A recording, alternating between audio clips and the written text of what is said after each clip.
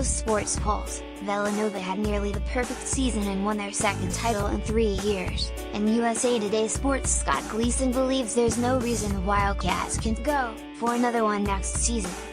USA Today Sports San Antonio.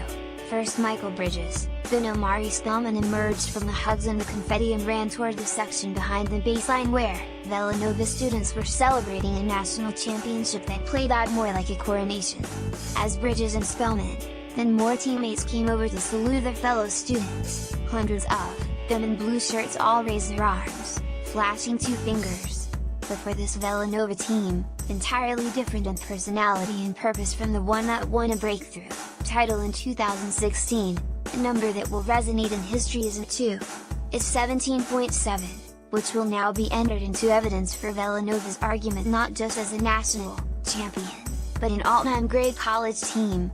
That was Villanova's scoring margin for the NCAA tournament, and essentially the margin by which it finished its rampage through the bracket here Monday, beating Michigan 79-62 in a game that felt over by the first media timeout of the second half. Like it did this entire tournament, and really the whole season, Villanova smashed the ever-popular narrative that the one-and-done phenomenon had thrown college basketball into an era of parity where more teams than ever had the chance to win a national championship. In fact, there was only one. And if you play this tournament over again 20 times, it would be hard to conceive of a different outcome.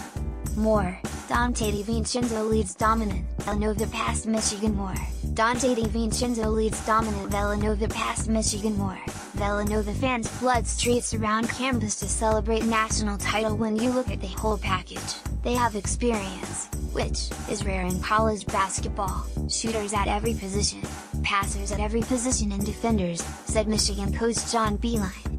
We were trying to find, who's the weak guy we can pick on? There's a couple guys that aren't as strong as others, but it's a tremendous basketball team. That team could win a lot of Final Fours, not just 2018. Trying to compare champions across eras, or even years, is tricky business in college basketball. From the mid-1990s through 2005, the best high school players went straight to the NBA, then for the last decade plus, they've come to college for a year and largely clustered at schools like Kentucky and Duke. The all-time great teams of the 1970s and 80s are impossible to compare because they were built with grown men who played 3 and 4 years of college basketball. I really can't get my mind around it. I never dreamt of this. JWright #Let's March Nova #National Championship on Twitter.com/Mectocray, NCAA March Madness, at March Madness April 3, 2018. But at least in recent history, only 2 teams felt as inevitable as Villanova. One was 2009 North Carolina, which brought back the core of a Final Four team from the year before with Danny Green, Tyler Hansbrough and Ty Lawson as upperclassmen and Tyler Zeller and Ed Davis coming on board as freshmen. The Tar Heels started as preseason number 1, never dropped out of the top 5 all season and didn't have to break a sweat in the NCAA tournament, winning every game by double digits.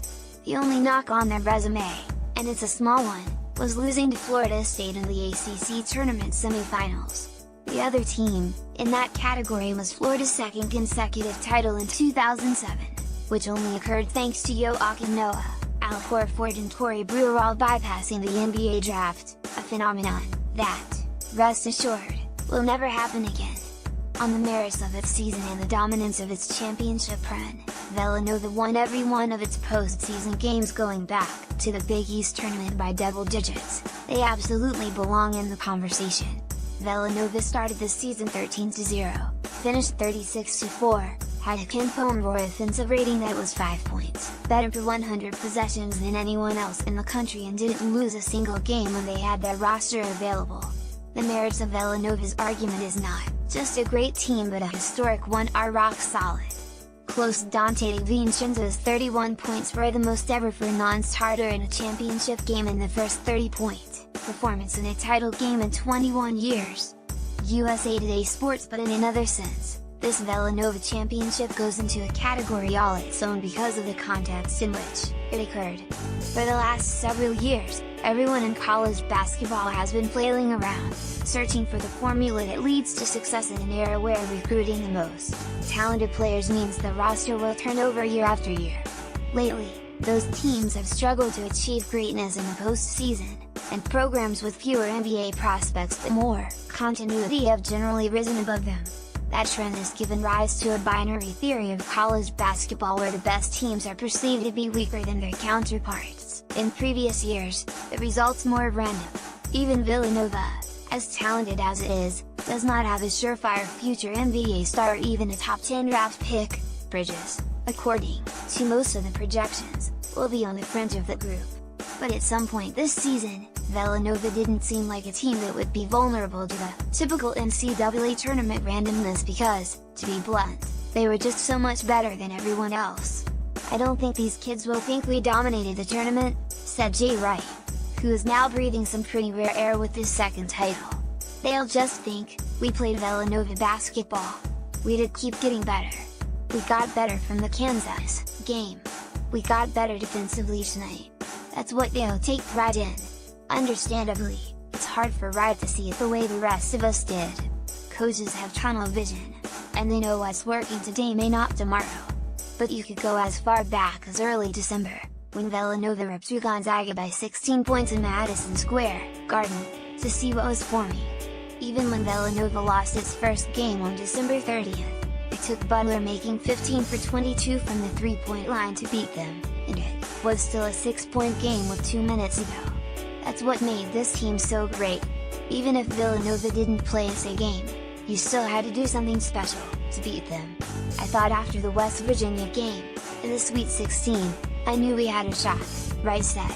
"You get into the mindset, don't screw this up, you've got a really good team here, really good kids.